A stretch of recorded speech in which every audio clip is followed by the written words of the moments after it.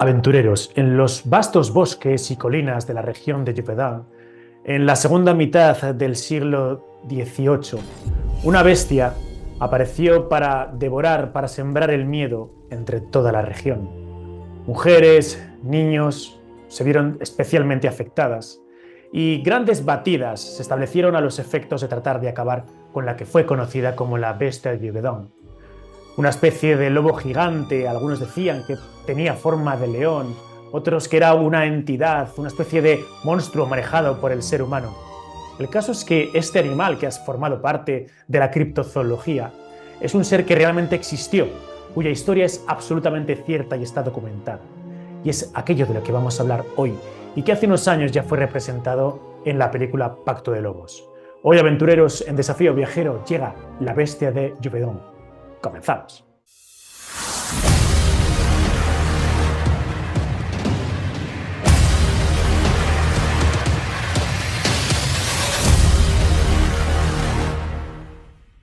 Y para hablarnos de este tema tan apasionante tenemos a Xavi Bonet, que nos va a hablar de una obra fundamental para entender este enigma tras la bestia de Gévaudan. Aquí lo tenéis, Xavi Bonet, bienvenido a Desafío Viajero. ¿Qué tal, amigo? ¿Cómo estás? Muchas gracias, Luis. Es un placer estar aquí. Bueno, espectacular la portada que tenemos aquí. Casi parece que sea portada, es muy de cómic, la verdad. Y llama mucho la atención simplemente a botapluma, ¿no? Cuando no solo vemos la portada, sino abrimos tu libro, está todo lleno de imágenes, de documentos de la época, una auténtica pasada. No existe ningún libro prácticamente en habla hispana tan detalloso y que se haya centrado minuciosamente en la bestia de Gévaudan. Xavi, ¿cómo te dio por este tema? Bueno, pues a ver, la verdad que en el último libro que hice antes de La Bestia, que es el de Compendium Redae, con el tema de René Le Chateau, exacto, este libro con Aquí lo Oscar, tenemos. exacto, con Oscar Fabre y Enrique Savaric, un trabajazo increíble, pues dio la casualidad de que buceando en los archivos me encontré un par de veces con cosas de La Bestia de Gévaudan. Entonces lo dejé ahí guardado. Y eso fue una cosa que siempre me había llamado la atención, porque yo recuerdo de ir al cine a ver la película y salir diciendo, ostras, esto es verdad, no es verdad, ¿qué pasa con esto, no? Y entonces, pues, yo, escribiendo el libro de Ren, me fui encontrando con estas noticias. Y entonces, pues bueno, pues cuando acabemos de escribir el libro, decidí enfrascarme en esta aventura, pues que me llevó 2 años escribirla. Tardé del 2017 al 2019, casi 2 años, un poco más de 2 años, en terminar toda la investigación y, bueno, poder escribirlo todo. No, por supuesto, metiéndote en archivos y documentándote como nadie, porque, bueno, cualquiera que hayamos leído Compendium Redae, ¿no? Que sabemos que es una obra ultra metódica de investigación, de ir directamente a la fuente, al origen, has hecho exactamente lo mismo con la bestia de Gévaudan, porque es fácil, ¿no? En libros de misterio, de criptozoología, pues encontrar un capítulo dedicado a la bestia de Gévaudan, pero que haya un libro solo de la materia, pues esto es único, ¿no? Y me imagino que tu documentación y la forma en la que has investigado ha sido tremendamente minuciosa, ¿no, Xavi?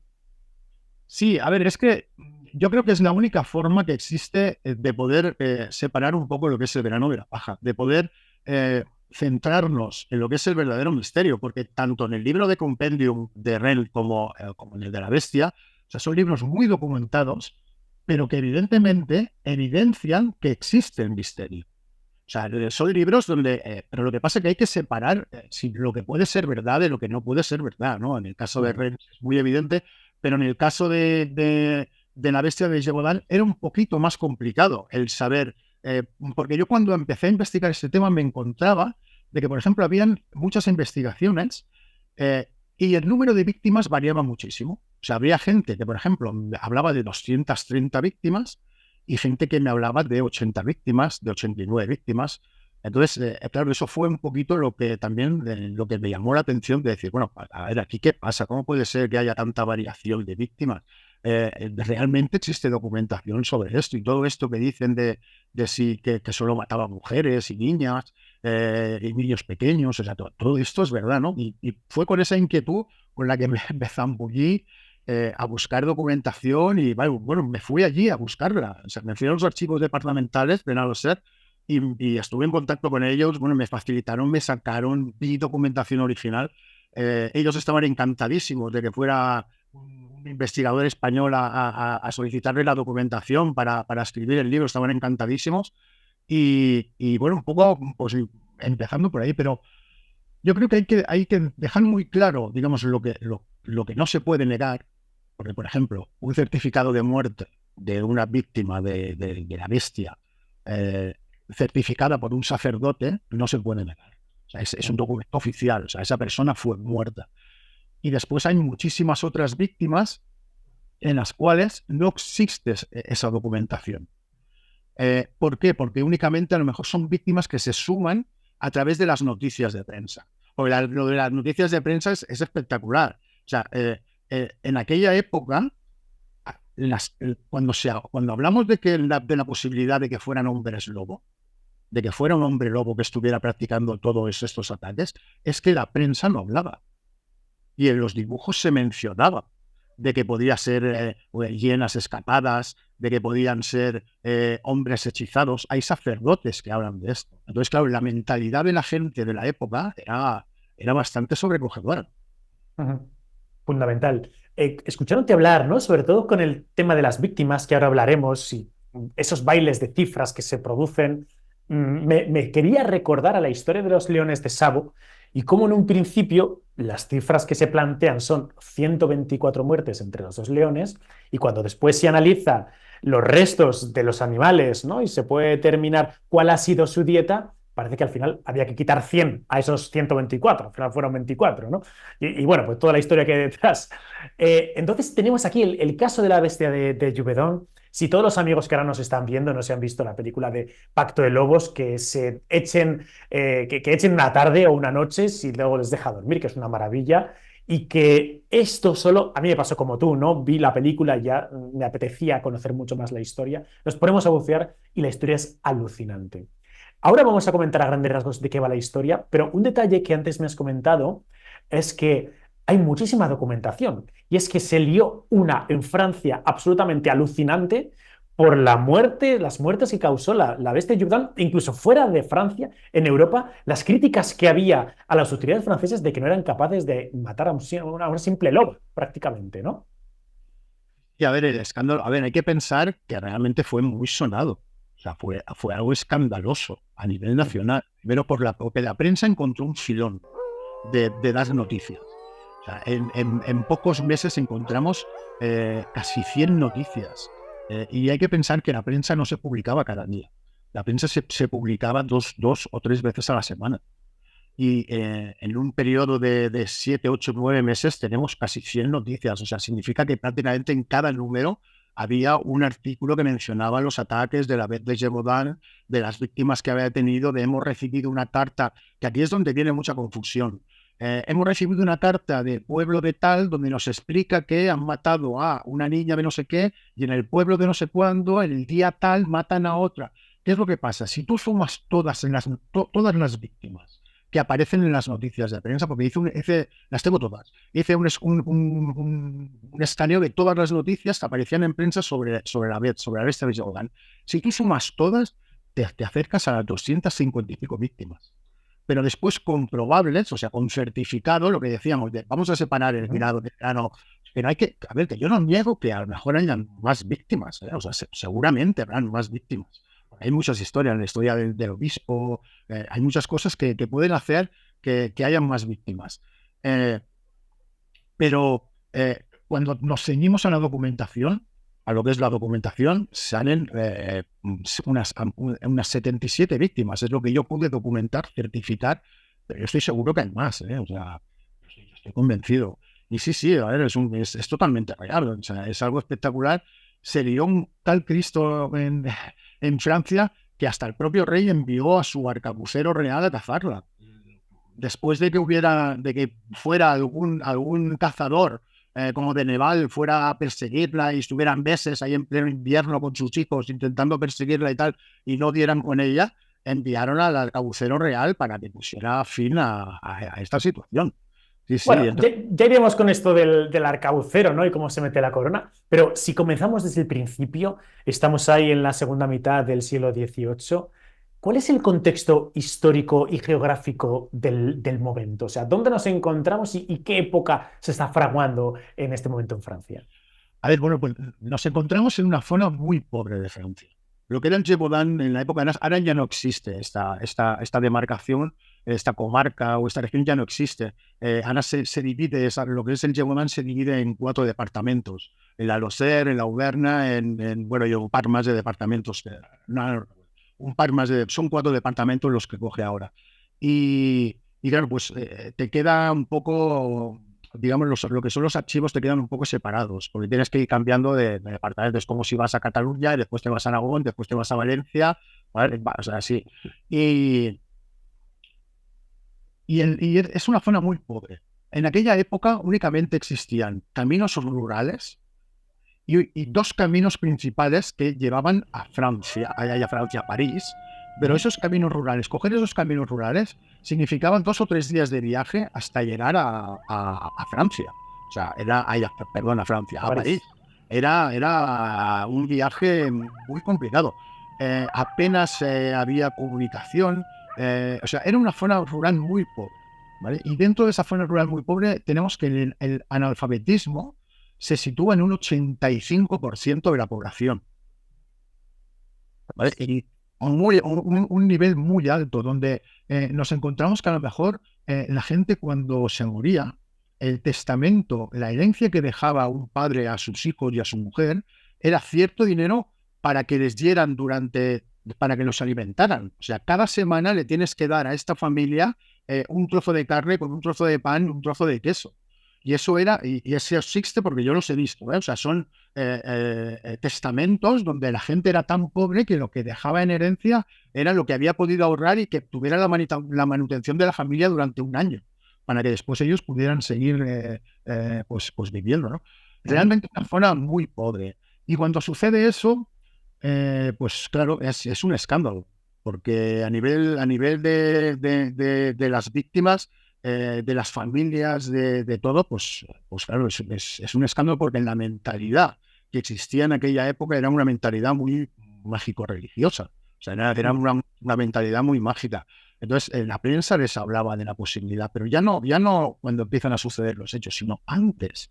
Tenemos muchos casos de hombres lobo, de personas que han sido condenadas por la Inquisición como no licántropos, sino como hombres lobo. La licantropía es justo en este periodo cuando se empieza a hablar de ella, Vale. ¿vale? De que se empieza a coger. Hay un caso muy excepcional que es del año, no me acuerdo del año, bueno, que es el niño licántropo, que yo traduzco exactamente el acta de la Inquisición que me encontré porque me pareció alucinante lo que explica todo lo que es el acta esta, de cómo el niño él cree firmemente que se transforma en hombre lobo, de que.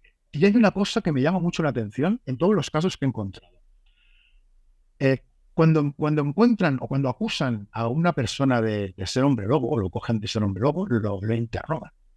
Y en esos interrogatorios he encontrado en 3 casos, pero diferentes en fecha, o sea, muy distintos en fecha y muy distintos en lugar, donde ellos hablan de que van ataviados con una piel de lobo, Ujú. ellos corren con una piel de lobo cubierta, y entonces el inquisidor siempre le pregunta, ¿y quién te ha dado esa piel? ¿O de dónde has sacado esa piel? Y la respuesta es el señor de los bosques. En los 3 casos, oye, pero que es muy llamativo, ¿eh? Sí, sí, sí. Separados por tiempo y por espacio, hay personas que dan la misma descripción. El señor de los bosques que me daba esto y me frotaba con un ungüento y yo me convertía en hombre lobo. Qué fuerte. Cuando lees esto una vez, dices, vale. Cuando lo lees 2 veces, dices, hombre, pero esto, dice este que se ha copiado de este. Y entonces empiezas a ver dices, hombre, pero no puede ser, si es que hay 30 años de diferencia de este interrogatorio a este, y este señor, ¿cómo sabía esto? Y después el lugar, y después, pero son cosas pues Ujú. esto es lo que sucedía en esa época, en ese ambiente. O sea, la gente cuando empiezan a ver estos ataques y la posibilidad de que fuera un hombre lobo, de que la mentalidad mágica religiosa era presente y estaban bastante asustados. Entonces, Ujú. claro, al estar tan asustados, los nobles de la región son los que empiezan a escribir a Versalles avisándoles de la situación que tienen, de Ujú. que tienen una bestia que no pueden parar ni sus propios cazadores, que por favor les ayuden. Vamos al momento original, el preludio de toda esta historia. Siempre se ha contado, ¿no? Pues esa historia de una pastora que está ahí por el Ah, monte, tal, 1764, que es atacada por parte de la bestia de Llúbedon. ¿Este sería el primer ataque de la bestia de Llúbedon? ¿O cuál es exactamente el momento en que tenemos conocimiento de la existencia de este ser? a ver, aquí también depende de cómo enfoques el estudio que hagas, ¿vale? Eh, la primera víctima que existe es Jean Boulet, que está documentada en, en julio del 1764. Esa chica muere allí. Yo pude estar, me fui al pueblo de donde eran las chicas, que era en Denesubax, y justamente estando allí me encontré con, o sea, iba a caminar, no había nadie en el pueblo. O sea, es un pueblo que son cuatro, o sea, es que ellos no son pueblos, es que ni es un pueblo, es una aldea. O sea, son cuatro casas superpuestas unas encima de la otra. Eh, Iba andando por allí y tal, y veo justo una señora que estaba sentada en la puerta de su casa, y cuando miro así, veo que al lado del buzón ponía el nombre eh, eh, Monique Boulet. No me digas. Es así, digo, no fastidies. Y entonces le pregunté a la señora, digo, oiga, digo, ¿usted es familiar de la víctima? Dice, sí, sí, ¿sabes? Pero muy agobiada, ¿eh, la señora? Me dice, sí, sí. Dice, soy descendiente. Dice, pero eso pasó mucho tiempo. Me dice la señora, dice, Bueno, eso da pasó. igual. Voy diciendo, ¿qué me estás contando, no? Pero yo me quedé así, digo, ostras, o sea, siguen viviendo después de 200 y pico de años la misma familia, o sea, la apellidada Burlet. Y le pregunté a la señora y me dijo que sí, que era descendiente de esa familia. Claro, te quedas, o sea, para que veas un poco del territorio que estamos hablando. O sea, Sí, sí, familias sí. afincadas allí durante siglos. O sea, es una pasada. Y, y no sé qué te está diciendo porque me he Sí, perdido. pues que esta sería la primera víctima, ¿no? El Ah, primer sí, momento en que tiempo, tenemos claro, conocimiento. tiempo, tenemos el tema de esta primera víctima. Esta está documentada por un certificado de un registro parroquial del sacerdote. Y además es que los registros parroquiales son muy impactantes porque el sacerdote describe o bien cómo se han encontrado a la víctima o que ha sido muerta por la bestia, por la Bet de Jehová. O sea, ha sido muerta por la Bet. También hay que decir una cosa. De Bets, de bestias, también han existido muchas antes de la bestia de Jehová. Incluso hay alguna que ha causado más muertes que la bestia de Jehová. Lo que pasa es que la bestia de Jehová se convirtió en la época en el fenómeno mediático, en la propia época se convirtió en un fenómeno mediático que otros ataques de otras bestias no han tenido. Pero hay incluso alguna bestia que ha tenido más muertes que la bestia de Jehová, documentadas oficialmente. ¿Vale? Entonces, sí, sí. Y todas se dicen, cuando analizas las otras bestias y tengo registros de muertes de otras bestias, también le llaman Bet. La Bet del latino, la Bet de... ¿vale? O sea, siempre es la bestia. Cuando sucedía un ataque de esto, es que eh, era normal para la época, en una época donde nos encontramos que había las guerras de religiones que habían en Francia, con los hugonotes, con todo esto. O sea, habían batallas donde los muertos se quedaban en el campo. Y un lobo, cuando probaba la carne humana, decía, wow. ¿No? O sea, y entonces ya sí, y hay muchísimos ataques documentados, pero es normal porque incluso hay, yo en el libro muestro un testimonio, creo que es de un sargento del, mil, del 1600 y pico, donde él está hablando y dice, es normal que suceda esto, dice, porque dejamos a los muertos, los dejamos en el campo de batalla y mientras no son retirados, dice, pueden pasar varios días, dice, y las bestias, dice, no pierden el tiempo. Dice, y una vez una bestia de estas, dice, ha probado una carne humana, dice, después va a venir a la ciudad Le a buscar. gusta, ¿no? Claro, dice, va a venir a la ciudad a buscarla. Y es lo que pasaba con todas estas otras bestias. Lo que pasa es que la bestia de Yogodan se complica mucho. Es muy complicada la bestia de Yogodan. No es exactamente, es como las otras, pero no es igual que las otras. Cuando hablamos de esta señora, de Jean Boulet, ¿no? Primera de las víctimas de la bestia de Llúbedon, Muchas veces se confunde porque yo tenía entendido, ahora corrígeme por favor, que antes de esta primera víctima ya hay una intentona por parte de la bestia de Jupiter de acabar con una pastora como que está con las reses, que pasa de las reses, la bestia va directamente a la pastora que consigue escapar. ¿Sabemos si antes de la propia Jean Boulet hubo alguien más o este sería el primer avistamiento? A ver, cronológicamente, Ujú. la primera víctima documentada es Jean Paul en Vale, el julio de 1764. No es hasta abril de 1765 donde aparece lo que sería una nota informativa hecha por un señor que se llamaba Antoine de Sartagny, que ujú, este señor se dedicaba, era como un empresario, que hacía, pues, imprimía periódicos, y entonces él hace una nota informativa en abril de 1765 diciendo que en mayo de 1764, en la región de Langoña, había habido una pastorcilla que había sido atacado. ¿Vale? Si nosotros hacemos caso a esa nota, sí previamente tenemos que situar previamente a Jean Boulet esa presunta víctima. Pero claro, ¿qué es lo que pasa? Que tú cuando vas a buscar la información de esa noticia aparecida en abril de claro. 1765, Se ha pasado ¿vale? un año ya casi. Pero ha pasado un año, claro. Bueno, pero es que no pasa nada. O sea, puede ser una pista, un indicio que tú dices, vale, yo me voy a la Langoña, me voy a los pueblos de la Langoña, busco los registros parroquiales, busco en la época alguna víctima, hay algo, alguna mención a los lobos. No hay nada. Pero es que no lo he encontrado ni yo, ni te puedo decir nombres de investigadores franceses que yo he hablado con ellos y les he dicho, bueno, pero ¿esto qué pasa? ¿Sabes? Y entonces dice, sí, se mencionan, pero no hay ninguna documentación que nos pueda decir que esto es que esto es real, que esto sucedió de verdad antes que el de Jean Bouret. No existe certificado de muerte de esta pastora, no existen menciones en periódicos, no existe. Entonces, bueno, sí, es una de las cosas que se dice. Por eso hay que leerse libros como Tras la búsqueda, tras la bestia de Gibedón, porque cojamos el libro que cojamos de criptozoología, de misterio, donde tengamos el capítulo de la bestia de Gibedón, siempre a pies puntillas se habla de este caso de mayo de 1764. Y gracias a que personas, investigadores como Xavi, se han metido en los archivos y se han documentado, tenemos la verdad, que es lo que acabamos de descubrir ahora mismo. Claro, tendremos una primera víctima. Esto no dejaría de ser pues una anécdota local si no tuviese un patrón, si no se repitiese y con distintas situaciones extrañas, ¿no? ¿Qué es lo siguiente que ocurre en esta historia, Xavi? Bueno, pues empiezan, a partir de esta víctima, ocurren 3 o 4 víctimas más hasta que, digamos, las autoridades empiezan, los nobles empiezan a cartearse entre ellos diciendo, oye, parece que aquí se nos está haciendo un problema, ¿no? Con esto y tal.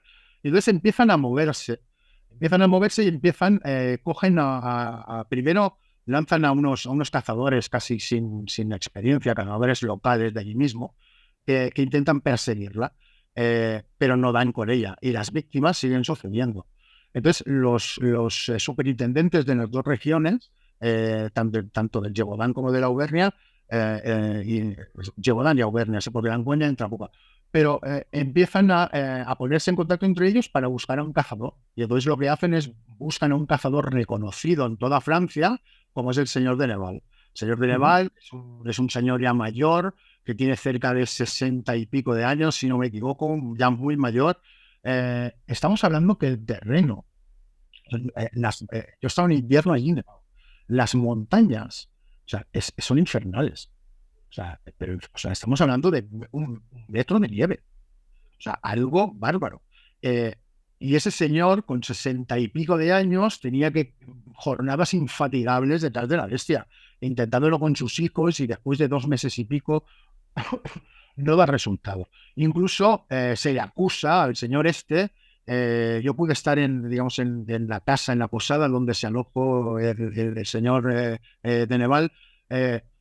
Con sus hijos se le acusa de estar todo el día borracho. Decía, este no atrapa a la bestia, dice, porque va todo el día y hay cartas de los nobles donde explican esto. Dice, a ver, o sea, en un principio están muy ilusionados con que llegue este señor, pero a la falta de resultados, poco a poco van diciendo, bueno, ¿qué está pasando aquí? ¿No? O sea, estamos pagando a este señor cada día tanto dinero para que vaya persiguiendo a la bestia esta, dice, y aquí no hay un resultado ninguno, ¿no?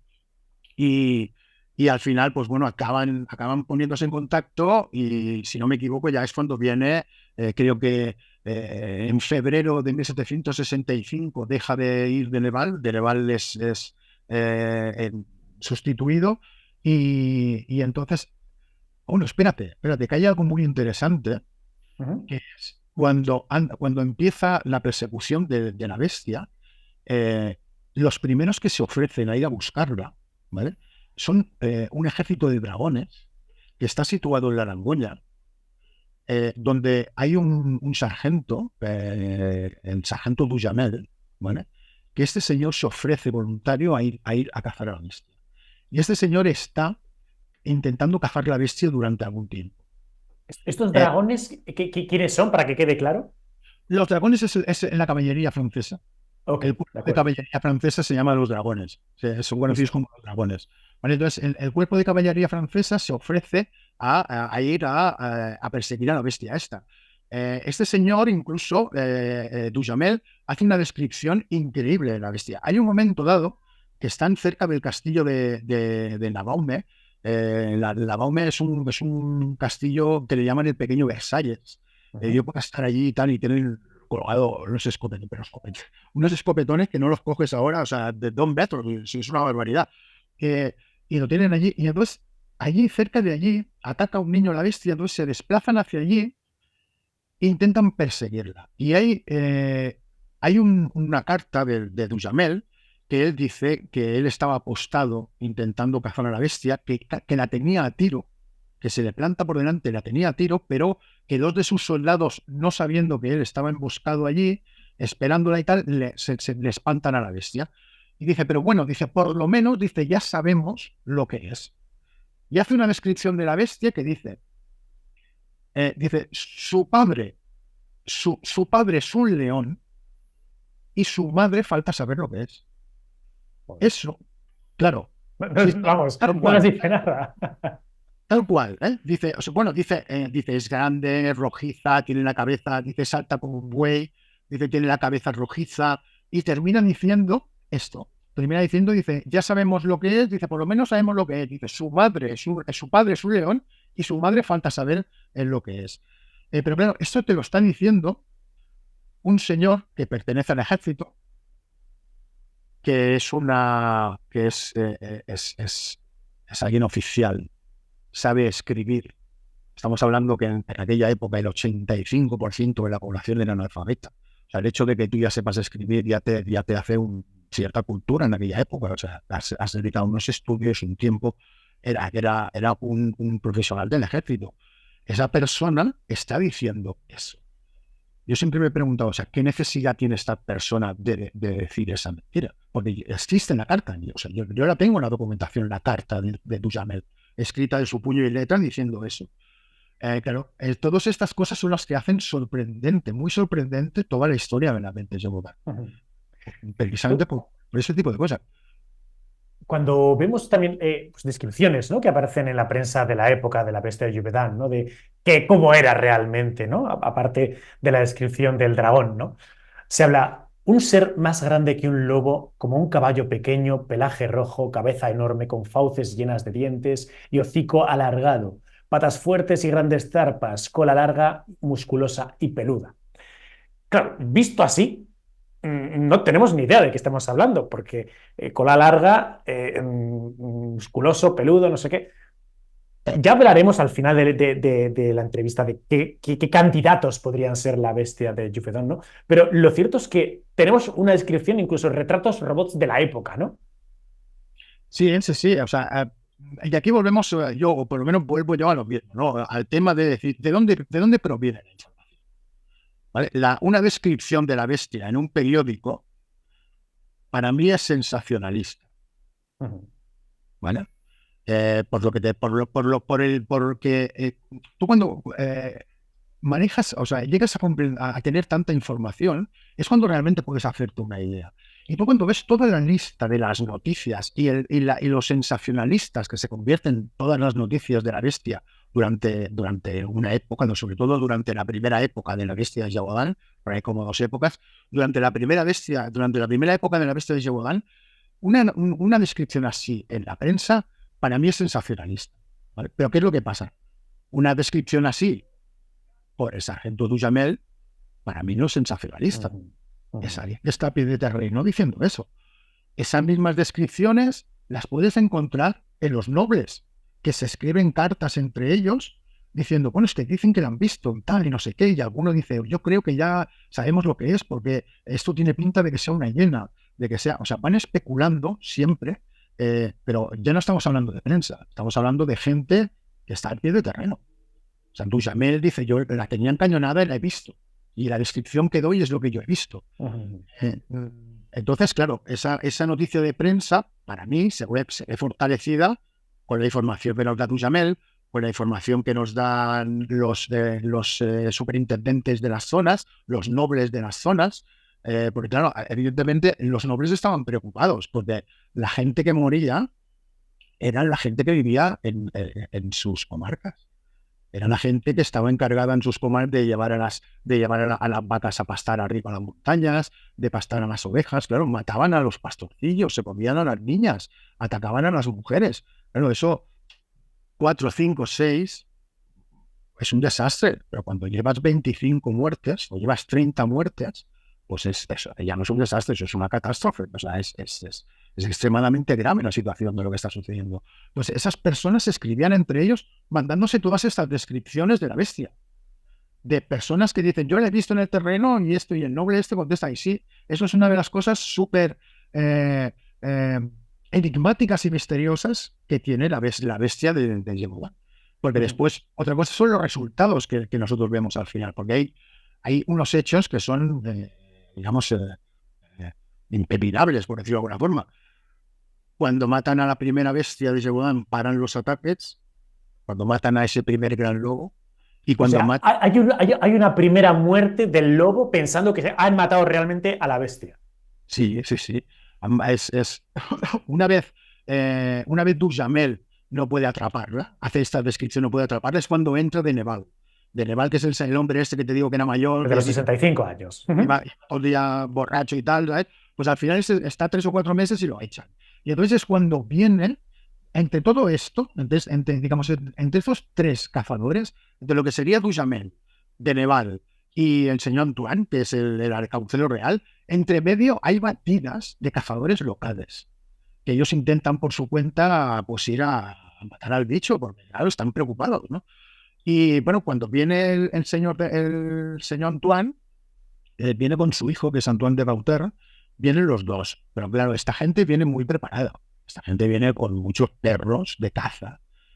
Viene, mientras el señor de Neval creo que tenía 3 o 4 perros, el señor Antoine se presenta con 14 o 15 perros de caza reales. Se presenta con pólvora real, que no es lo mismo, hay que tener muy en cuenta que no es lo mismo la pólvora que se vendía por ahí que la pólvora que utilizaban en el ejército y que utilizaban la realeza. O sea, cuando Duhamel lo caza, él está utilizando una pólvora buena. Cuando caza de Neval, la pólvora ya no es de tanta calidad. Y cuando vuelve a cazar el señor Antoine, la pólvora vuelve a ser de calidad. Pero mucha de la pólvora que utilizaban los locales no era pólvora de mucha calidad. Y era muy caro comprar pólvora, comprar balas, comprar escopetas. O sea, no todo el mundo tenía ni balas ni escopetas, aunque para nosotros sea una época así un poco exótica, que nos parece que todo el mundo tenía pistolas y escopetas y todo el mundo cazaba. No era tan normal que todo el mundo tuviera, y estaban controladas las armas. O sea, se sabía quién tenía un arma y quién no. Porque hay cartas, por ejemplo, donde se menciona, oye, vamos a decirle a fulanito que sabemos que tiene una escopeta. Ajá. O sea, está mencionado. Sí.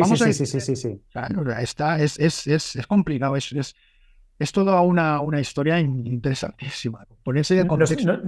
Nos comentabas, Xavi, que efectivamente hay una primera muerte de una supuesta bestia y se terminan los ataques, parece ser. Sí, bueno, antes de esto hay ataques donde la gente sobrevive. Por ejemplo, está el ataque de Marie-Jeanne Volette. Marie-Jeanne, ¿vale? De la chica esta que la ataca en Auvers, que está el monumento en Auvers, que la ataca en el puente. Yo he podido estar en ese puente de piedra, he podido ver la situación y todo. Es que las situaciones no cambian. Es que lo bueno es que es lo que te digo, es una región que vas y te encuentras a un descendiente de hace 200 años. de la chica aquella, o te vas a buscar un puente que hace 200 años y te lo encuentras ahí, o te vas a buscar la casa del ataque y ya está ahí, la misma casa. O sea, hay una casa, hay un ataque muy famoso de la bestia que es uno de los ataques que entra dentro de una de las casas.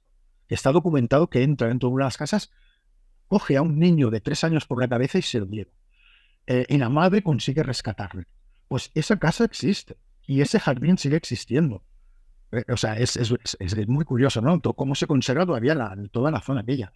Entonces, sí, se da caza a esa primera bestia el 20 de septiembre de 1765 por el señor Antoine. El O señor sea, que ha Antoine pasado más de un año, ¿no? Porque hemos dicho que esto un comienza en año julio del 64, estamos en el 65 ya.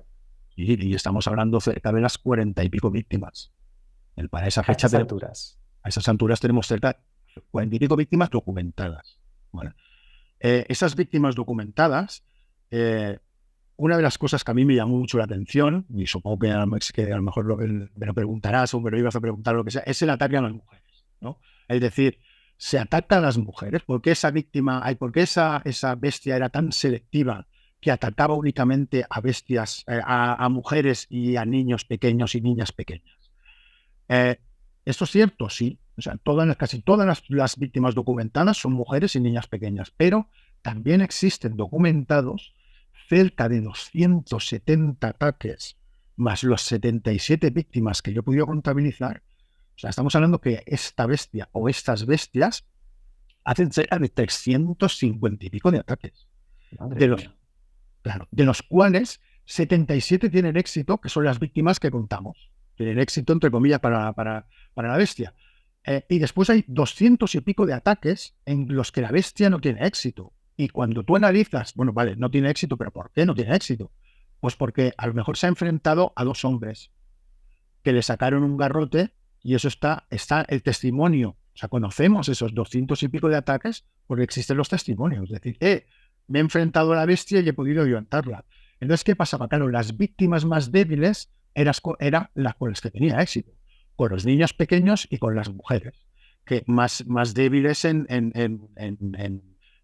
corpulencia y en todo. Porque, por ejemplo, hay un ataque que hablamos de Marie-Jeanne Boulet. No, Boulet no, ¿cómo se llama? Ballet, ¿no? O Marie-Jeanne ballet. Ballet. Bueno, Ballet. Marie-Jeanne Ballet, ¿vale? El ataque esta chica va armada con una especie de lanza que lleva como con un cuchillo en la punta y tal. Claro, esta chica se defiende y no consigue matarla. Pero ahí están ella y su hermana, se defienden las dos. Y esto es muy importante porque después, cuando se caza a esta bestia, este lobo, el 20 de marzo, el 20 de septiembre de 1765, y aquí también hay un embrollo muy increíble porque el acta está fechada un día antes.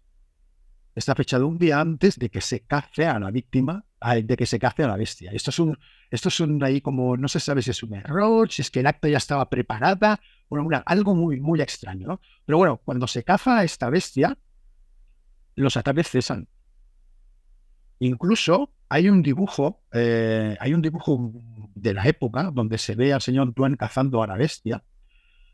Y si nos fijamos, en la esquina derecha superior de esa imagen, tenemos a la loba con los 4 lobeznos escapando. Porque una de las cosas que se dice es, pero estas bestias, o sea, iban solas, no iban en manada. Sí, esta primera bestia iba en manada, totalmente en manada. Iba acompañada de una loba y de 4 lobeznos. Cuando cazan, digamos, al lobo, la loba y los 4 lobeznos huyen y después se pasan cerca de 2 meses intentando dar caza a la loba y a los lobeznos. Y consiguen cazarlos. Pero durante todo ese tiempo, consiguen cazar a 3 y hay uno que dicen que se despeña por un barranco.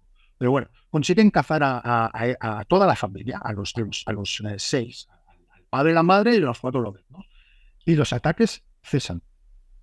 Están durante 3 meses que en el Youdán no hay ataques de ningún tipo. Y de golpe vuelven otra vez los ataques. Pero claro, ¿qué es lo que sucede? El señor Antoine, alcabucero real, enviado por el Estado a cazar a la bestia, caza a un lobazo, un lobo inmenso. Cuando lo cazan, hace pasar a las personas que han sido atacadas y no han sido muertas, a decir, bueno, tú reconoces a la bestia esta. Y entonces pasaban los campesinos y decían, sí, sí, esta es la bestia. Y eso está de la propia acta, está documentada. Incluso Mary Jane describe que es la bestia. Dice, y entonces ellos, sí, es la bestia, miran y sí que tienen las heridas de cazadores que han dicho, yo le disparé y la bala le dio, pero la bestia no cayó. Una de las cosas que se pueden explicar de por qué rebotaban estas balas en la bestia, siempre se ha hablado de la coraza, ¿no? De la teoría un poco de que iba por una coraza, de que iba con todo esto.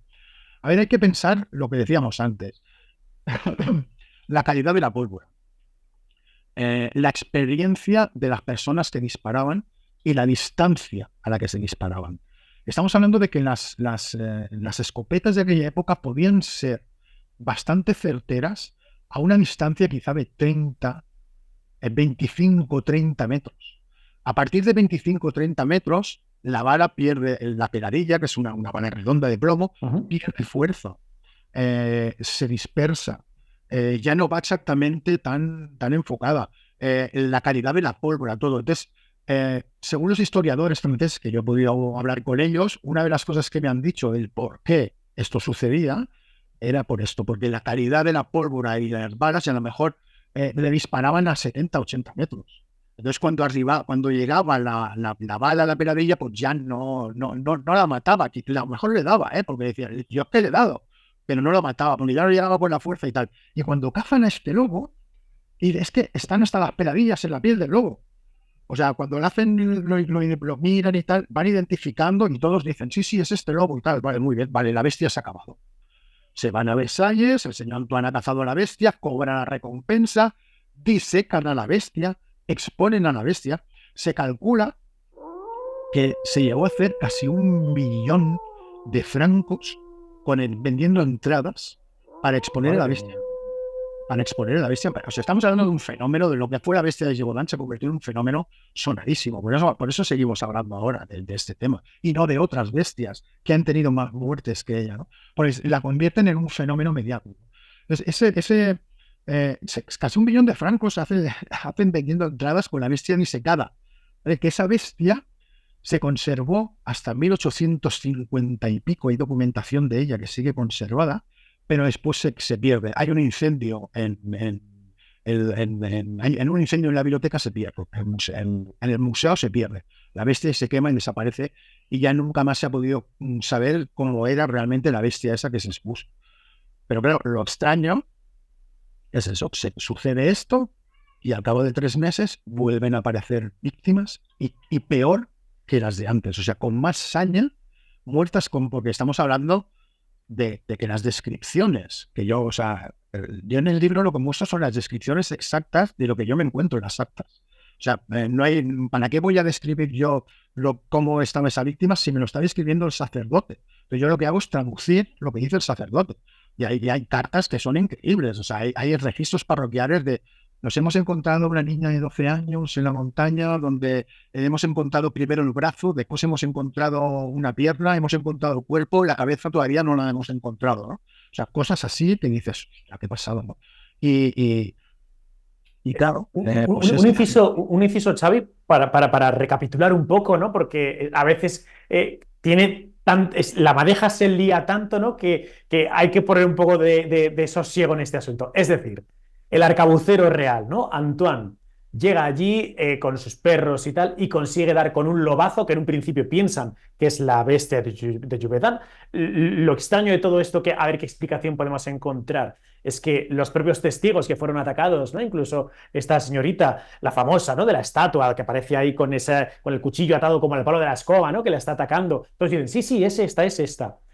Fin de la historia, se llevan a aquel superlobo a Versalles, lo disecan, lo exponen, ¿no? Se forran. Hasta ahí toda la historia terminada, el arcabucero cobra su recompensa, exhibiciones que todo el mundo va a ver a la bestia y se alcanzan cuantías astronómicas para poder verla, pero a los meses vuelve a haber ataques otra vez en la región de Gévaudan. Sí. Y pienso una cosa, estamos hablando, ahora que has mencionado lo de la recompensa que daban era al sueldo de 3 años de un agricultor. No era tontería, ¿eh? No era tontería. O sea, estamos hablando como se van a poner una recompensa de 100.000 euros, una Sí, cosa sí, así, sí. o 150.000 euros, yo qué sé. Bueno, por ahí estaríamos hablando, ¿eh?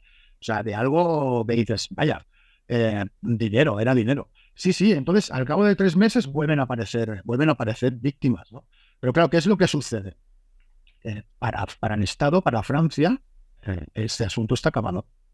La bestia de Gévaudan ha sido muerta por el señor Antoine y ha sido expuesta y ha sido tal. Entonces, cuando los intendentes y los nobles de la zona escriben otra vez a Versalles diciéndole, oye, que seguimos teniendo muertes, que esto no se ha acabado, que se ve que el lobo que mató el señor Antoine no era el lobo que está causando las muertes. Y claro, vuelven otra vez a producirse muertes, pero mucho más violentas, ¿no? Entonces aquí es donde encontramos que ya son los propios lugareños los que tienen que hacerse cargo, porque el Estado ya no les envía a esos grandes cazadores, ya no tienen esos perros tan profesionales, ya no tienen, porque claro, el señor Antoine es lo que digo, no, viene con sus perros, viene con su hijo, viene con 7, 8 mayordomos, o sea, viene con un ejército de 14, 15 personas, ¿no?, a perseguir esto. Y todos son profesionales que se dedican a esto. Entonces, claro, estas personas ya no existen, ya no están. Y son los propios lugareños los que tienen que hacerse cargo de perseguir a esta bestia, ¿no? Y buscan métodos, pues desde envenenar a las víctimas. O sea, cogen cuando mata a una niña, en una noticia de prensa sale de que esta bestia venía por las noches a relamer la sangre que había dejado de las víctimas y tal. Entonces dijeron, bueno, pues esto es cierto, vamos a envenenar a la víctima, la dejamos expuesta en el campo esperando a que venga una bestia a chupar la sangre y tal, ¿no? Como dicen que hace. Pero claro, tú imagínate la situación. Eh, Ahí hay una familia, hay un padre que está viendo cómo utilizan a su hija Como cebo. como cebo. Bueno, o sea, no, vamos a dejarla allí y tal. Pero, o sea, la situación, o sea, tuvo que ser realmente terrorífica en la época. Incluso con esa niña que dejan así, en lugar de venir la bestia, lo que viene es un mastín. Es un mastín antropófago que aparece en las noticias y en las cartas de esto, que se va y lo tienen que matar porque va el mastín y se come a la niña, empieza a comerse a la niña. Que dices, bueno, vaya, o sea, como, porque un perro o sea, es un mastín, es un perro, no es un Sí, lobo. sí, sí. O sea, no tiene que tener ese instinto, ¿no? Pues en cambio y es que en esta historia hay cosas muy surrealistas y muy extrañas. Pero otra de las cosas que es increíble en esta historia es la distancia que separa a las víctimas, tanto en el primer periodo como en el segundo. Cuando tú vas situando la distancia, hoy, por ejemplo, matan el pueblo este, y al cabo del día siguiente matan el pueblo este. ¿Cómo ha podido llegar el lobo allí? O sea, si es que físicamente, o sea, ¿qué hizo? Mató a esta víctima, ni se la comió, y salió corriendo a matar otra a 200 kilómetros de distancia. O sea, eso es sorprendente en esta historia. Antes de seguir con la segunda etapa, Xavi, todos que estamos ahora ojipláticos escuchándote, claro, lo que estaríamos pensando es, bueno, pues lógicamente o había 2 o 3 bestias de Gévaudan, porque si la primera que es asesinada, ¿no? Pues todos los testigos la reconocen como efectivamente es ella, es un lobo con unas dimensiones más grandes de lo habitual, y encima hay una serie de meses donde no hay ningún tipo de muerte, podríamos pensar, bueno, pues se ha acabado con una de las bestias Yurvedan y a lo mejor después o sale otra, o a lo mejor era hijo de ese lobo que se ha hecho mayor, no sé, no tengo ni idea, ¿no? Pero creo que nunca se ha planteado esto de que, o al menos en los libros clásicos que siempre se han escrito, que hubiese varias bestias. Parece como que lo que nos estás llevando de la mano es a que pensemos eso, tenemos que ir por ahí. Es que hay documentación para pensar eso. O sea, es que la documentación nos lleva a eso.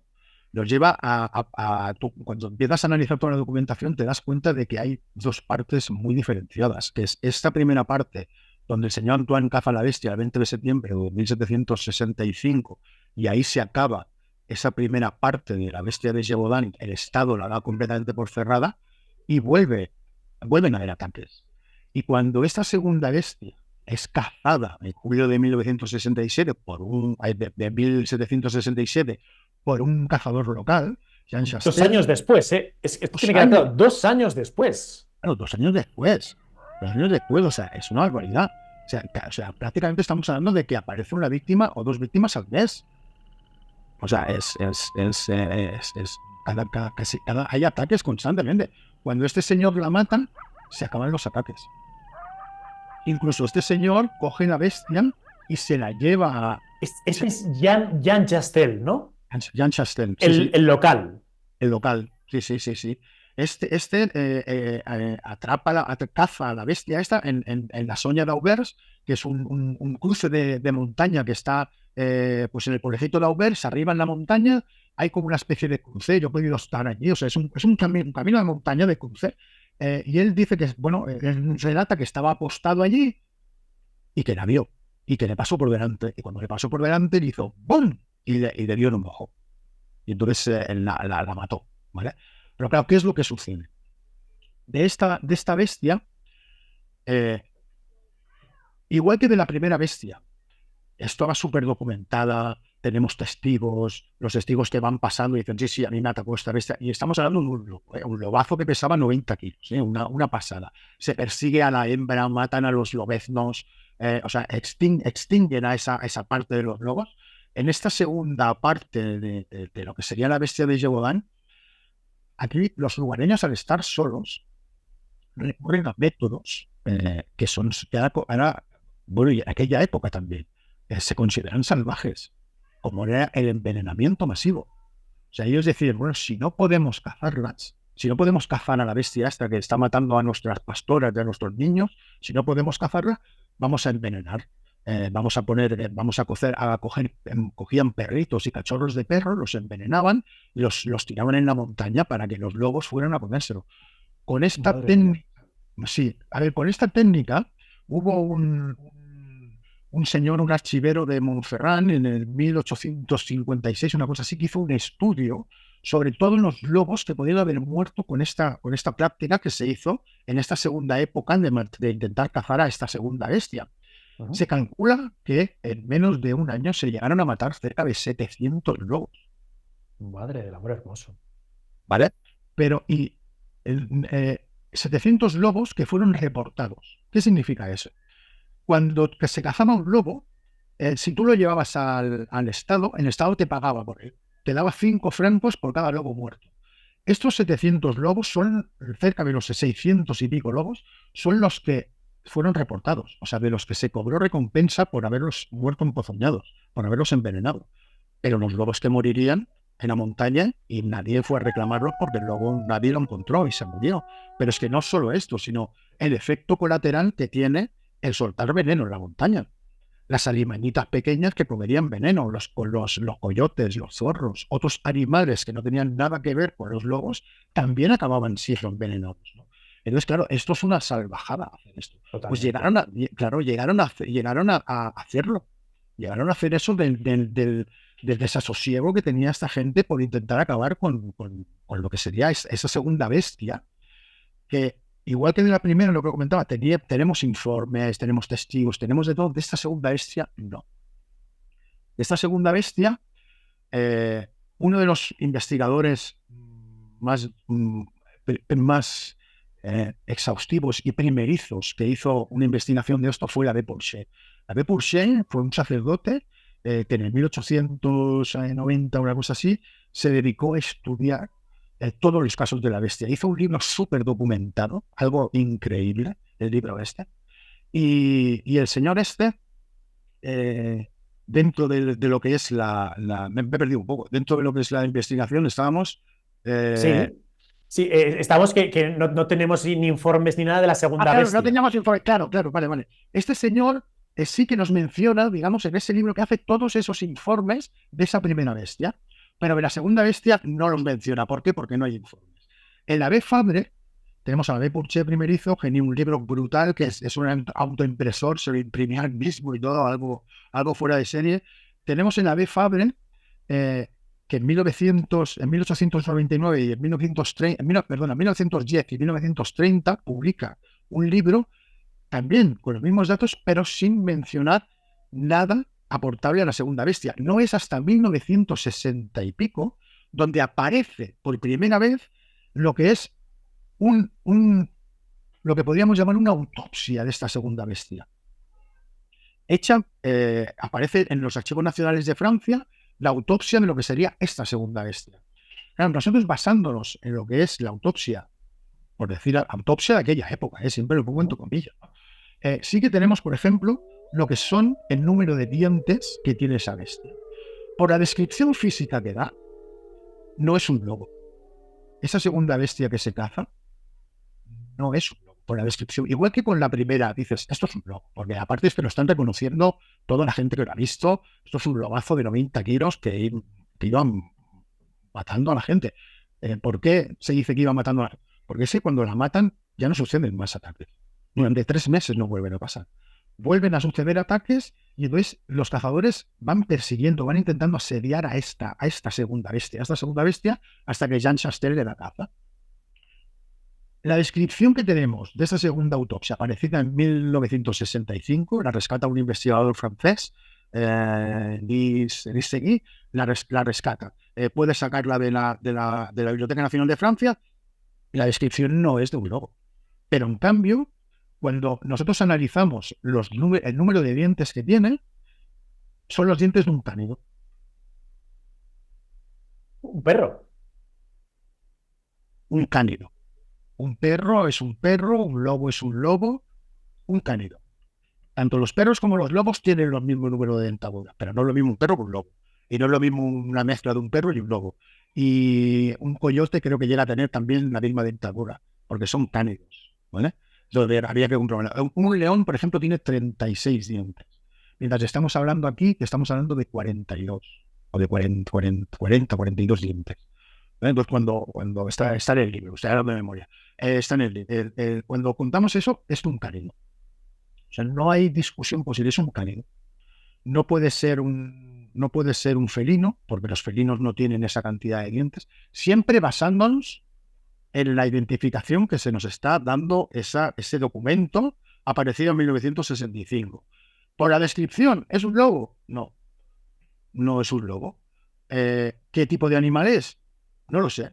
Por la cantidad de dientes que tiene en la descripción que se hace, es un cánido. Tiene que ser de la familia de los cánidos. Un híbrido, un lobo deforme, un perro, no sé qué es. Yo no lo sé. Pero lo que sí que está claro es que cuando sucede esa segunda muerte, ya se acaba. Ya no vuelven a haber más víctimas de la bestia de Yegoan. O sea, tenemos ese primer lobo que se caza, en el 20 de septiembre de 1765, un parón de 3 meses, donde la gente dice, bueno, parece, incluso están las cartas, yo menciono aquí cartas de los nobles, donde ellos se escriben y dicen, bueno, parece que la cosa va bien, ¿no? Llevamos ya 6 semanas y no ha habido ninguna víctima, llevamos 2 meses y no ha habido ninguna víctima, y a cabo de 2 meses y pico, 3, bueno, vuelven a aparecer las víctimas, ¿no? Y a partir de que vuelven a reactivar todas las cacerías en Pozoña, a las montañas enteras, cacerías, pero las cacerías súper organizadas. O sea, no pensemos que estamos hablando de que se organizaban 40 aldeas a la vez, donde esas 40 aldeas enviaban cada uno a 70 hombres, donde entraban por flancos diferentes a la montaña. Sí, o sea, estamos hablando de cosas muy organizadas y sobre todo, una de las cosas que a mí me sorprendió es muy documentada. Está todo guardado. Hay miles de documentos que nos hablan de este asunto. Lo único que es que habría que cogerlos y en mi caso, pues, traducirlos y decir, oye, pero es que aquí la documentación oficial de la bestia nos está diciendo esto. O, por ejemplo, pues lo que decíamos antes del Antoine de Sartain, ¿no? De la nota esa de prensa, si lo colocaban a víctima antes de Jean Boulet o después, pero aparece cronológicamente. Bueno, pues todas estas cosas está todo documentado. Y las cacerías están documentadas hasta el número de balas que se gastan. Porque piensa que todos los cazadores esto lo documentan como facturas para que se las paguen. Para que el ayuntamiento... Incluso claro, tenemos mapas de cómo hacían las cacerías, ¿no? Sí, tenemos mapas de cómo hacían las cacerías, los mapas de cómo se hacían las cacerías, de dónde entraban por las ciudades. Pero es que una cosa muy importante es que esto, al estar el Estado detrás, todo se justificaba mediante facturas. Tenemos facturas de lo que costaba la pólvora. Tenemos factura, pero además tenemos la factura y los informes, porque estamos diciendo, que el cazador fulanito de tal hace un informe y dice, bueno, he gastado tanto dinero en balas, he gastado tanto dinero en alojamiento, he gastado tanto dinero en tal y he perseguido a la bestia por esta zona de aquí. Entonces, claro, nos está indicando dónde se gastaban el dinero, en qué se lo gastaban, en tal. Y claro, pasan esas facturas para que se las paguen. Pero diciendo, bueno, yo estoy haciendo un servicio oficial aquí persiguiendo a esta bestia, ¿no? O sea, no voy, vamos a cazar a la bestia y a vivir, a vivir del aire. No, la gente que le pagaban por hacer eso y está todo documentado. Es una pasada. Xavi, ¿y sabemos cuál fue el destino de los restos de esa segunda bestia? Sí, a ver, cuando se caza esa bestia, Jean Chastel, evidentemente, lo que quiere hacer es cobrar esa recompensa. Estamos hablando de una recompensa que es una burrada. O sea, que si te la daban, dices, oye, que hago la hipoteca. ¿Sabes? Sí, o sea. Entonces, claro, él dice, voy a reclamar la bestia. ¿Qué es lo que sucede? Mientras que la otra bestia se caza el 20 de septiembre y es a finales de septiembre, principios de octubre, cuando se caza esa primera bestia y se embalsama. ¿Vale? Y esa primera bestia, estamos pensando que ese viaje que te había dicho al principio de que el Gévaudan era una zona muy, muy lejana de lo que sería París, Versalles, todo esto, ese viaje de 2 o 3 días los hace con una temperatura ambiente donde esa bestia llega a tiempo. O sea, llega bien y encima porque está embalsamada. ¿Qué es lo que sucede con esa segunda bestia? La caza en julio, con una calorada impresionante. No hay nadie que sepa que embalsame, le hacen ahí un pequeño arreglo y el señor Jean Chastel sale con un carromato, con el carro de postas, sale directo a Versalles a cazar a decirles, Enseñar, ¿no? a enseñar, oye, que yo tengo aquí la bestia, que está en la bestia y tal. Porque verdaderamente yo creo, esto es una especulación mía, que la vieron rara a esa segunda bestia, porque no se identifica como un lobo. Entonces ellos sí que debían decir, esto sí que es la bestia. Entonces, porque si hubieran cazado otro lobo no tiene sentido que... Entonces yo creo que sí, que esa segunda bestia era extraña, era algo. Por la descripción es un cánido, la autopsia que no tiene es un cánido, ¿vale? Pero, bueno, pues entonces, claro, estamos hablando de temperaturas muy altas, una bestia mal conservada, mal embalsamada, después de casi de entre que la caza, que sale de viaje, que no sé qué, cuando llega a París, la bestia tiene como 7 o 8 días que lleva muerta y se ve que aquello hacía un olor impresionante. Y Jean Chastel dice, a ver, he llegado allí, dice, no me han atendido en Versalles, me ha visto el noble no sé quién, da el nombre, no me acuerdo del nombre, da el fulanito tal y ha acabado enterrándola. La bestia se acabó enterrada en uno de los jardines de por ahí de Versalles. Y acabó enterrada por ahí, nunca la vio el rey. Jean Chastel nunca pudo presentarle al rey, nunca llegó a cobrar la recompensa. Creo que nunca llegó a cobrar la recompensa, porque hay otros que sí que cobraron recompensa, o fue el mínimo lo que les llegaron a dar. Y así termina la historia de esa segunda bestia.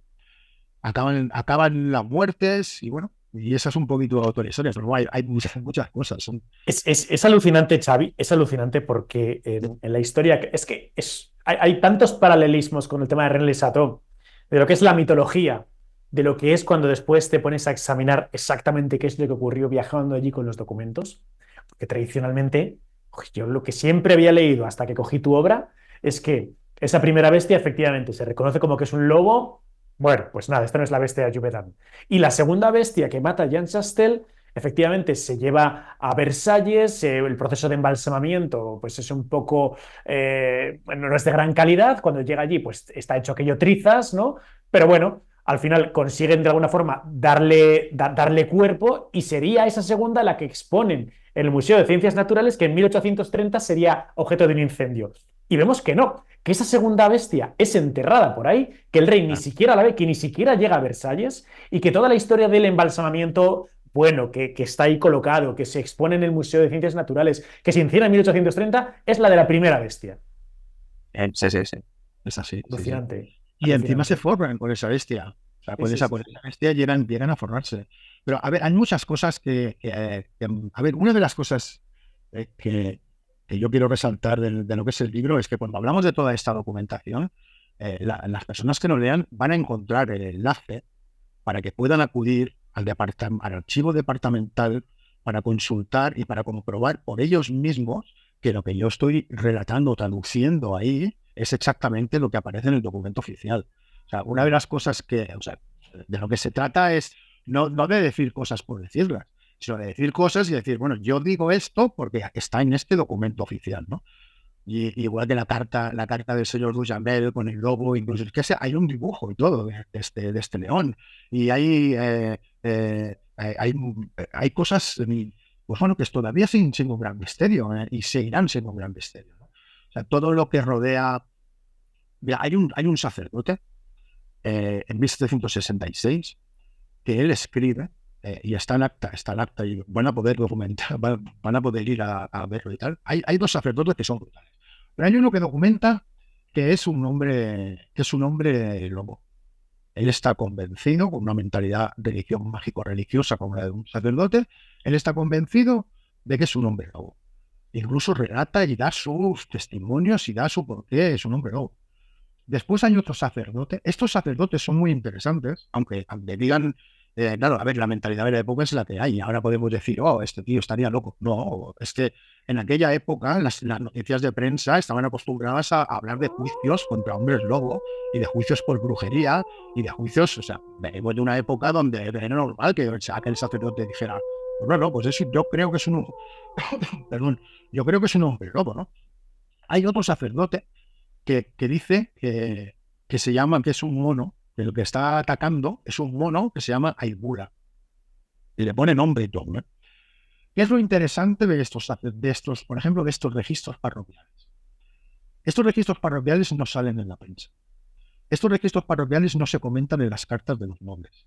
Estos registros parroquiales únicamente se han conocido cuando fue el primer investigador y echó mano y sacó el documento en 1960 y pico, 1910 en la Vieille Fabre, o en 1800 y pico en la Vieille Porsche, metieron mano a esos registros parroquiales y dijeron, ostras, aquí hay un sacerdote que ya está diciendo que esto era un hombre lobo, o aquí hay un sacerdote que está diciendo que esto es el ataque de un mono. O sea, estos son hechos que se conocen posteriormente. O sea, eso lo escribe el sacerdote en la época, lo pone, lo deja guardado allí en un armario, y 100 y pico de años después aparece uno interesado y dice, oh, ¿qué dijo este señor? Bueno, pues todo esto únicamente lo podemos ver con la perspectiva histórica.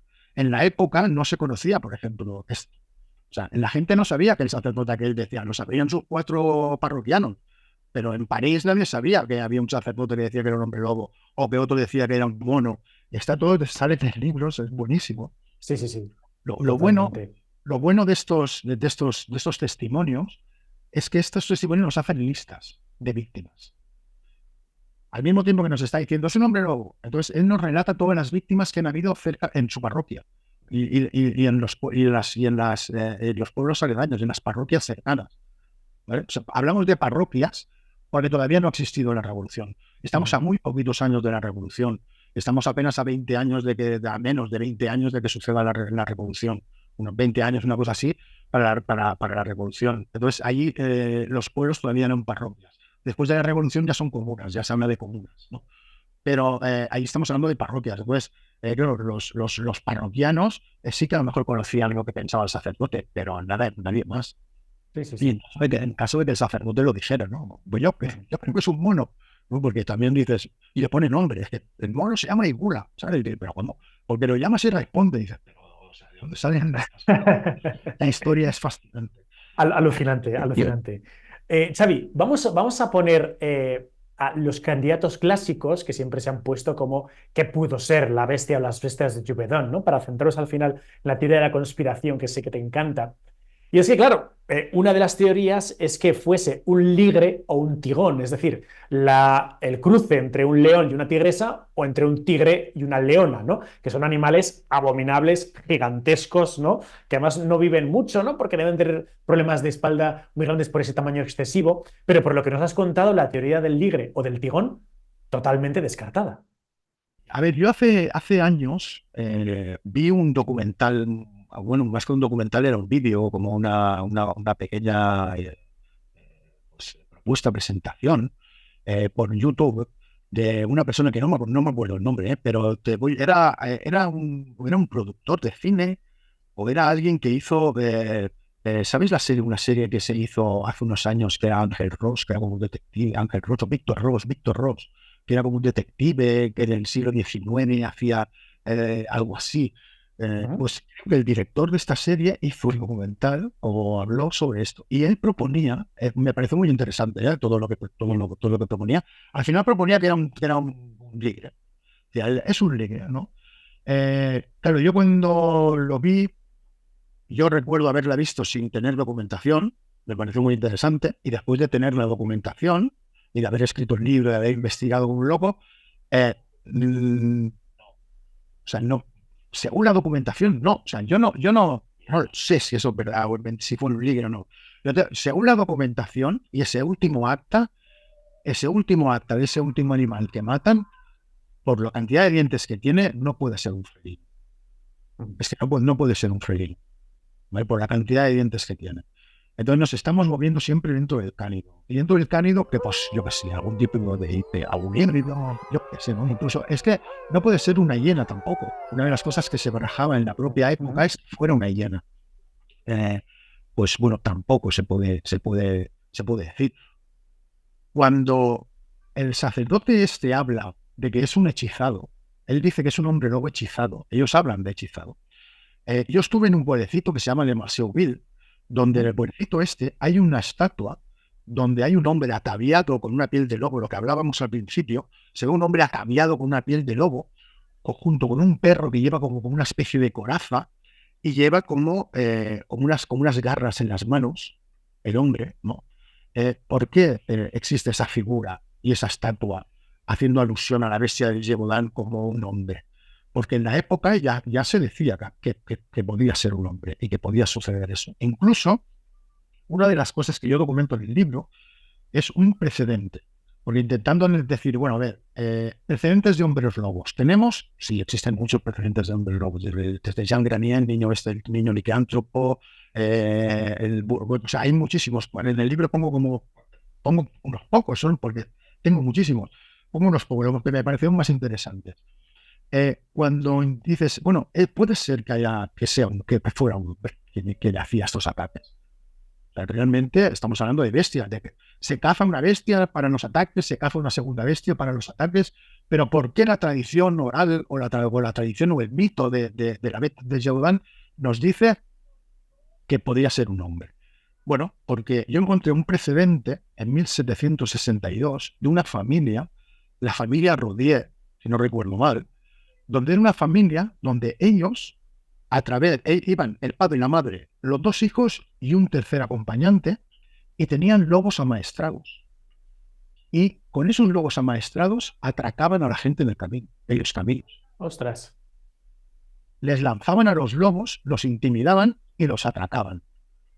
¿Vale? Entonces, ¿qué sucede? Acaban cogiéndolos, acaban trincando a toda la familia, acaban condenándolos al padre y a la madre, los cuelgan.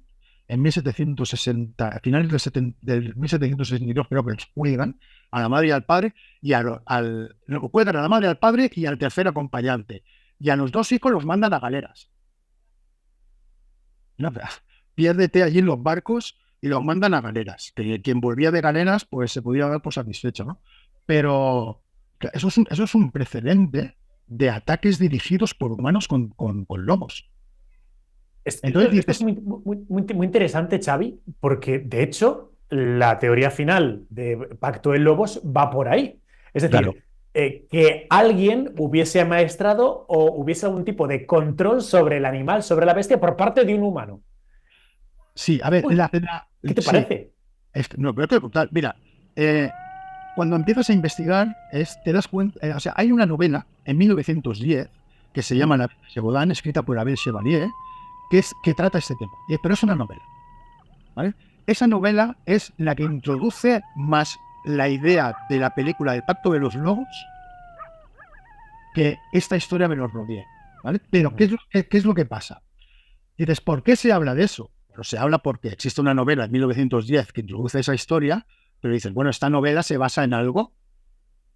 En los Rodier tenemos un precedente donde existe una familia que ataca con lobos. O sea, es posible la idea de que la bestia fuera dirigida por humanos, bueno, precedente existe. Ujú. Ahora, que cogieran a los humanos o no los cogieran, pues no lo sé. Ahora, cuando cazan a la bestia, yo siempre digo lo mismo, ¿no? Cuando cazan a esa bestia y cazan a esa segunda bestia, ya se acaban, ya no hay más ataques, ¿vale? Pero tenemos todas estas incógnitas. O sea, la bestia de Shadowland da mucho juego porque siguen habiendo muchas incógnitas. Qué interesante, Xavi, todo lo que nos cuentas. Podríamos estar horas hablando del caso de la bestia de Givaudan, porque es que da un juego bestial, ¿no? A mí hay una cosa que sigue sin quedarme clara del todo, a ver qué te parece, y es que se coma o que ataque a mujeres y a niños o a niñas. Pero la pregunta es, ¿también a reses, también a ganado? ¿Se comía también a las ovejas? ¿O solo le gustaba la carne humana? A Esa es ver, la duda que sigo teniendo. una de las cosas que yo también había leído antes de ponerme con investigar esa historia era esto, en ataque a las mujeres y niños y tal, y que solo atacaba a humanos. Bueno, hay documentados casos de ataques a rebaños enteros, donde sale el rebaño corriendo porque la bestia va detrás, el pastor tiene que ahuyentarlas, o sea, sí que atacaba a las reses y se las comía. O sea, sí que está Pues documentado. nada, desmitificado. Ya, sí, esa parte. Sí, pero bueno, pero es lo que decimos. De lo que se trata, no se trata de desmitificar. O es igual que con el caso de Ren de Chateau. O sea, no se trata de decir, voy a desmitificar la historia porque esto es mentira. No, no. O sea, de lo que se trata es de decir, bueno, pues esto es verdad, esto es mentira, esto sí, esto no. ¿Qué nos queda? ¿Hay misterio? Pues sí, hay misterio, ¿no? Vamos a seguir intentando tirar por ese lado del misterio que todavía no está investigado, no existe una documentación, no existe por qué, no existe. Es la gran pregunta, ¿no? Mira, una de las cosas que yo estoy seguro que hay más víctimas aquí en la historia de la red de Segudan, es que cuando empiezan a aparecer esas primeras víctimas, en 1764, en la Navidad de 1764, el obispo, que era la cabeza, el obispo del Segudan, era la cabeza tanto política como religiosa de la zona. Estaríamos hablando, no sé si hace muchos años, en Andorra, mandaba un obispo, ¿vale? Si era de cabeza política, prácticamente el obispo y tal. Entonces, pues ese señor era un poco lo mismo, ¿no? Mandaba tanto políticamente como religiosamente. Bueno, pues ese señor el 24 de diciembre dio un discurso en la Catedral de Men, donde el tipo dice, después de todo un discursazo, dice que la culpa de lo que está sucediendo es de ellos, porque son unos pecadores. Y que por culpa de sus pecados están matando a sus hijos. ¿Vale? O sea, claro, la mentalidad de la gente, esa gente que vio eso, y la gente que leyó, porque eso después se convierte en una nota donde se peca por todas las parroquias de toda la zona. Claro, todos los católicos que leyeron eso, yo creo que debían estar acongojados, todos, desde el primero al último. O sea, tienen que estar acojonados. Bueno, o sea, decir, bueno, ¿cómo puede ser que estés al política? Aparte pienso una cosa, analfabetos, sin poder leer, que lo único que se fían es de lo que escuchan y de lo que les dicen. Ellos no. ¿Por qué crees que los dibujos que vemos de la bestia de Shadowland son dibujos y llevan muy poca nota? Es un dibujo así de grande y muy poca explicación debajo, porque la gente se basaba en lo que veía. O sea, si tú me enseñas un dibujo de la bestia, yo lo entiendo. Si tú me pones una noticia de prensa, yo no sé lo que me estás diciendo a ti. Yo no sé lo que pone aquí. ¿Vale? Pero entonces, claro, se hacían muchos dibujos de estos. Y por eso la bestia pasa en unos es una hiena, en otros es un león, en otros es un no sé qué. Y claro, la gente veía eso y se asustaba, ¿no? Pero claro, entre los registros que se han podido perder, porque hay algunos pueblos que se han perdido los registros, pueblos de la zona que se han perdido los registros y no se han podido ver a través por guerras, por incendios, por lo que sea, por inundaciones, se han perdido los registros y no se puede acceder a esa parroquia a ver si hay registros de la bestia. Pero también hay familias católicas cuya hija era o hijo, era o mujer o niño, o lo que fuera, era atacado por la bestia, era matado por la bestia y la familia, por no pasar la vergüenza de que eran unos pecadores, que habían sido culpados por Dios, tal como dijo el obispo, no querían que su familiar figurase como muerto por la víctima, por la bestia. Sí, sí, Porque sí, qué era fuerte. una deshonra y un desorgullo para la familia de que le hubiera pasado eso, ¿no? Pero claro, ¿cómo tenía que dormir el padre, la madre, el familiar de que te acababan de comer a tu niñita que la has cuidado toda la vida, te la acababa de comer una bestia que no sabías qué era? En tu cabeza podía existir la posibilidad de que fueran hombres lobo, porque es lo que había en la época, y encima el sacerdote, el obispo, que es el que manda, te dice, es tu culpa. Mira, o sea, la mentalidad de la época debía ser bastante sobrecogedora, sobre todo cuando pasó todo esto de la bestia de Jordan. Pues sí, sí, es increíble. Espectacular. A mí me ha encantado. Yo sé, aventureros, que lleváis sin parpadear desde que ha empezado la entrevista. Ha sido una pasada. Pero estos son solo pinceladas, porque toda la información la tenéis aquí en Tras la Bestia de Lluvia, el libro de Xavi Bonet, que por cierto no es el único, ¿eh? Ya sabemos que está también Compendium Redae, que ya es ultra conocido en Desafío Viajero, El Caballo del Diablo, también su obra donde analiza el caso de Gen Les Ató. Xavi, que menuda obra te has sacado de la manga, de verdad que enhorabuena. Hay que difundir más esta obra porque es una pasada. Yo creo que a todos los que nos gusta el mundo del misterio y que amamos esta historia es absolutamente fundamental para entenderla bien y sobre todo para salir del mito, ¿no? Porque yo soy el primero que hace unos años hice un vídeo sobre la bestia de Jupiter contando la historia clásica, igual que hace unos años en René Sato conté la historia clásica de René Sato y años después me di cuenta y me acabo de dar cuenta de lo equivocaba que estaba. Así que gracias a libros como este, pues todos estamos viendo un poco de luz. Os voy a poner, aventureros, el enlace de donde podéis haceros con los libros de Xavi, especialmente tras La Bestia de Juvedón. Y oye, Xavi, antes de que terminemos, pregunta mítica que le hago a todos los invitados del canal. A Xavi Bonet le ponen a cenar con tres personajes de la historia. ¿A quién meterías en esa cena?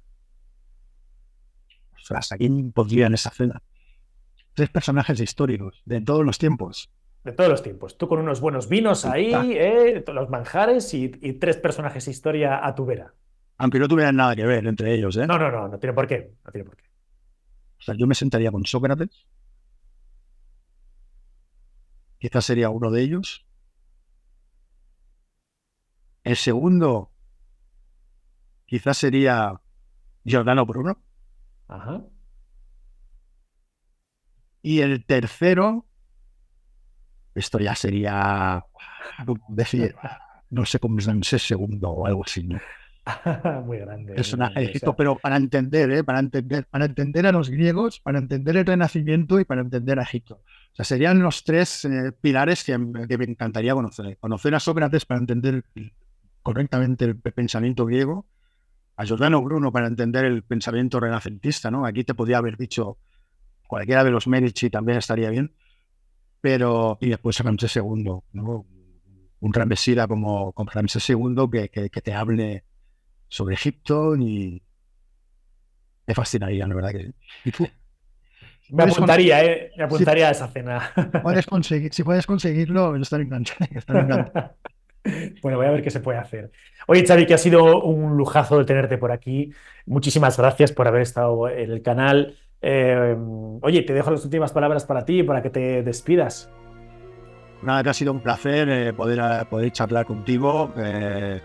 Yo creo que, bueno, que todos los libros en los que yo he participado, en el de Compendium y así, son lo más honestos que hemos podido ser, o sea, documentados, es lo que te digo, siempre intentando demostrar lo que se dice y intentando separar un poco lo que es la novela baja para realmente llegar al fondo del misterio, ¿no? Y que quedan muchas cosas en el aire, tanto en el tema de Ren como en el tema de la Bet, ¿no? Que hay cosas que siguen y que seguirán, y esa es la magia del misterio. No se trata de desmitificar por desmitificar, sino se trata de intentar conocer el misterio. Pues ahí queda eso. Ahí queda eso. Aventureros, y si queréis que os cuente un secretito que antes estaba con Xavi, estaba comentando con él. Lo creéis o no, Xavi también tiene un libro en el que ha participado activamente y además tiene en su casa, ya nos contará otro día, como unas cuantas piedras de Ica.